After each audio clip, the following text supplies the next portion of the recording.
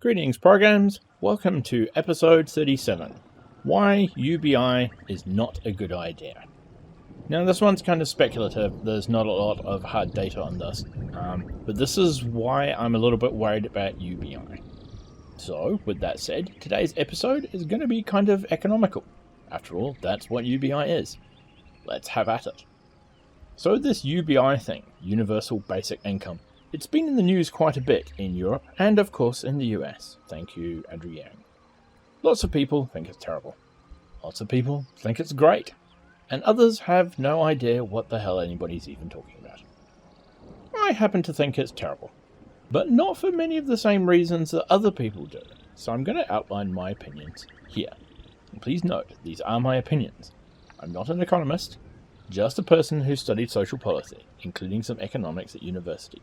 So I'm giving you my views, my speculations, not gospel truth. So what is UBI? Well, as usual, we need to figure out just what the hell we're talking about before we start talking about it.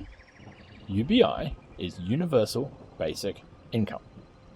It is an attempt to make things better for the lower classes by paying everybody in society a fixed income, sufficient to keep a roof over your head, food in your stomach, similar to a low-paying but not terrible job.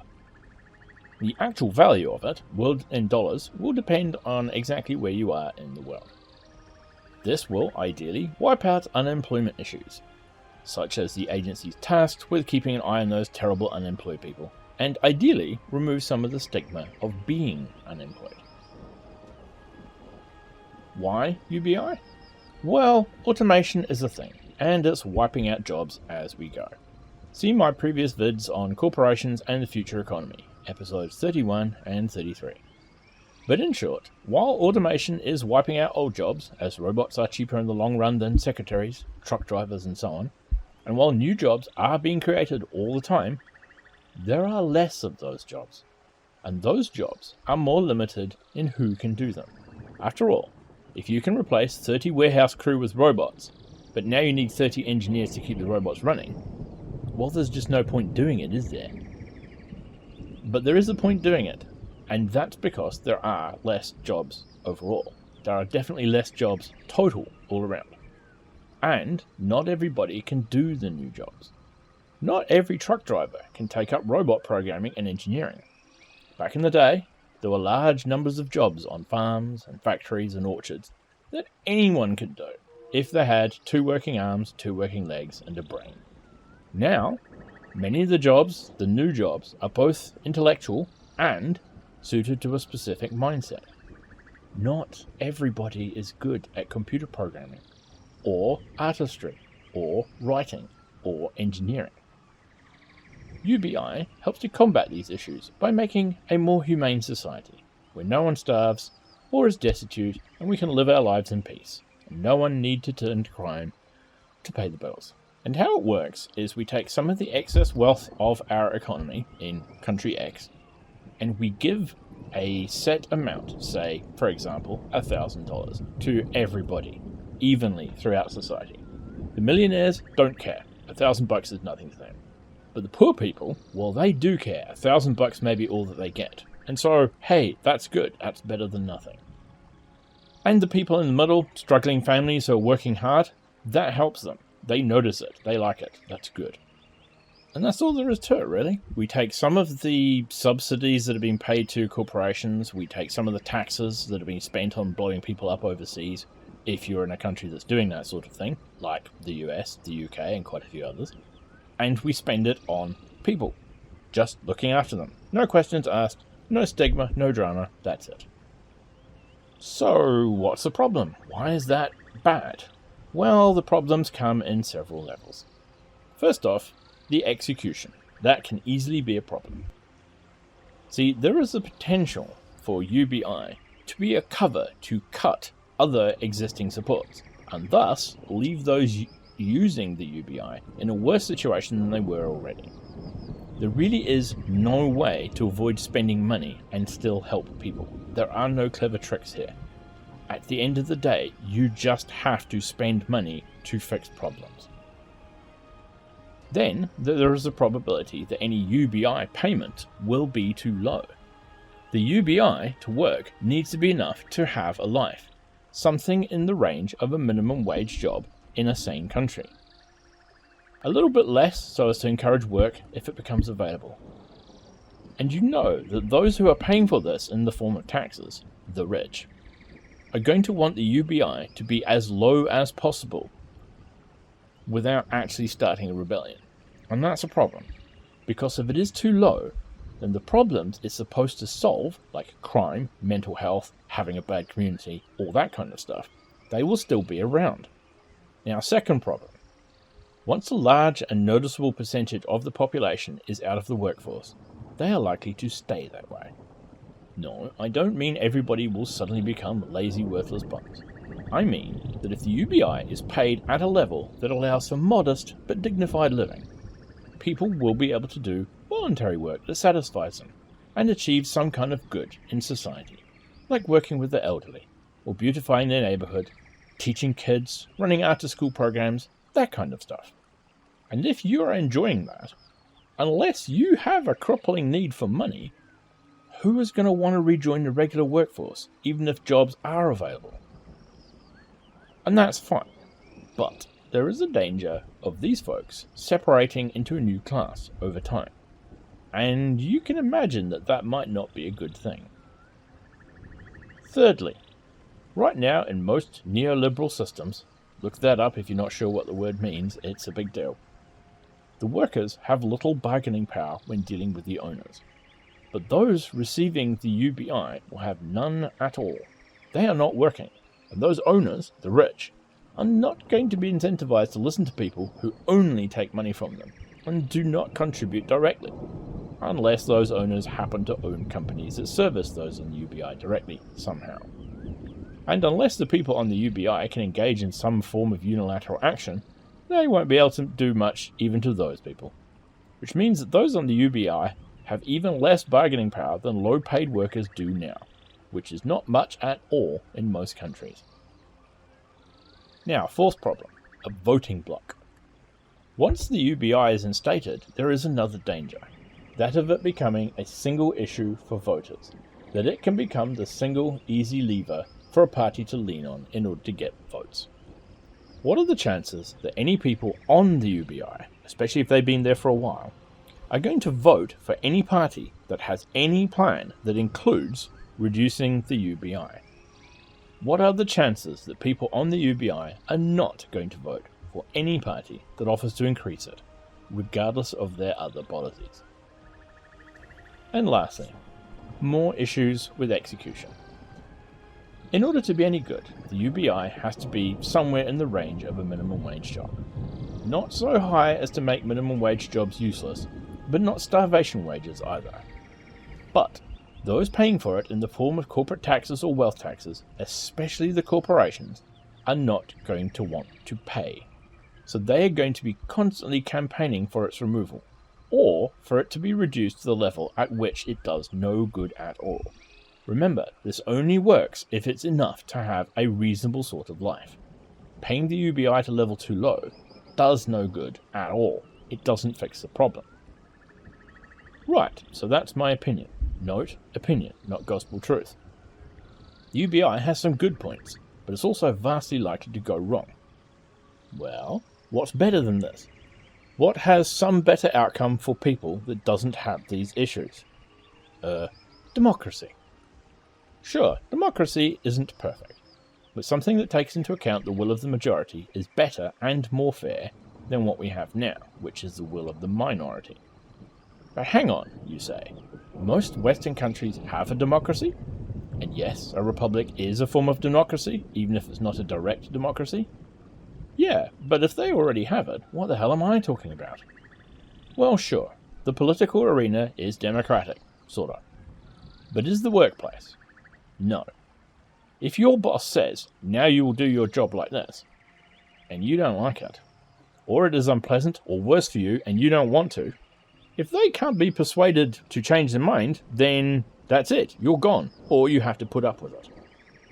If you live in a place with strong unions and strong employee protection laws, then you might be able to fight back, maybe. But democratic? It ain't.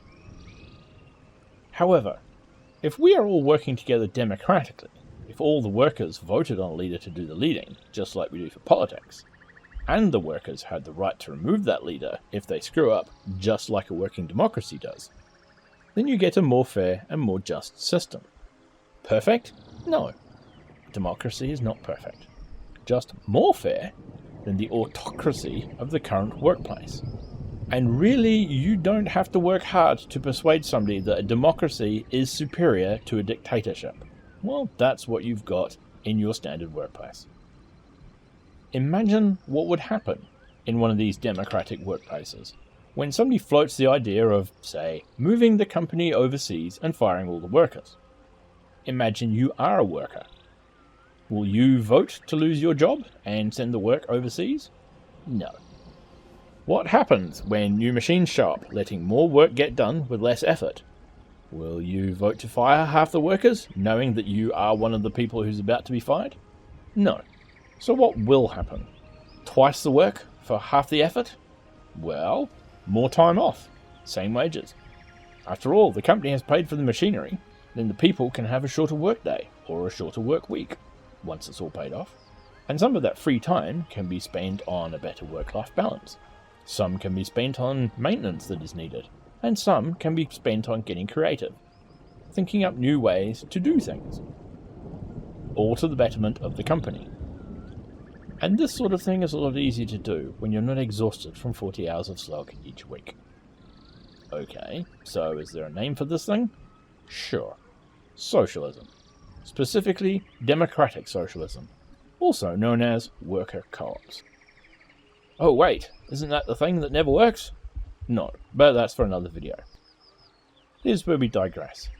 Thing is, I do a lot of role-playing, often as the GM, the games master, the one who runs the game, which means I have to think like a bad guy a lot. That's what makes me suspicious about this UBI business. At first, I heard of it and thought, hey, that makes sense. Why should people be deprived of a living in a world that suddenly no longer has any use for them after they helped them build it? And then I began to think, and I remembered where I'd heard this before. David Weber, Honor Harrington. It's a series of books. Quite good ones, I thought. And while there's a lot of sci-fi silliness in it, there are some solid political points. In that, the Republic of Haven goes to war to pay for the UBI of 30 billion people. Now, there are some issues with the scenario that render it silly and unrealistic. But there is one good point that stood out. Voting blocks. See, for them, the UBI was not new. They'd had it a long time. But there was a problem. And it's the same kind of problem that the right wing in a lot of countries have. They found one button to press that really worked, and they pressed it so long and hard that they essentially had no other strategy. Consider the real world. Look at the conservative politics in the UK, the USA, Australia and the rest. Always the same talking points. Immigrants, jobs, taxes. And it's always the same. Get rid of the first one to fix the second one and reduce the last one. Fear, strangers, joblessness, money. One simple trick. Well, the Republic of Haven in the stories had the same problem. Anybody who wanted to get into power leaned on that one button. Vote for us and we'll bump up your UBI. Didn't matter what their other policies were. Something like 90% of the population on the basic living stipend, their version of the UBI, all any politician had to do was promise more UBI and they got in.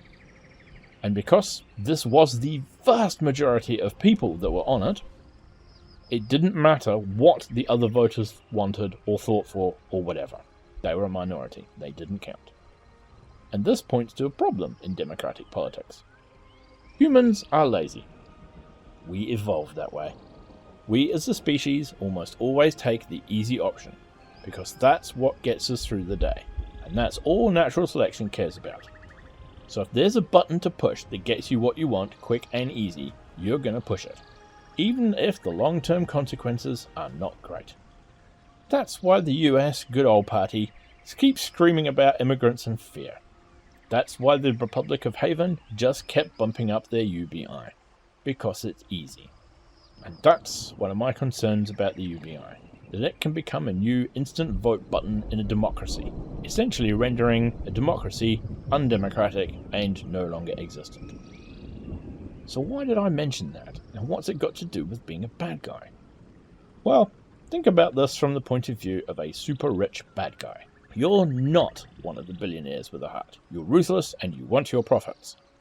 But you read history, and you know that if the plebs get desperate enough, they'll stage a revolt or something.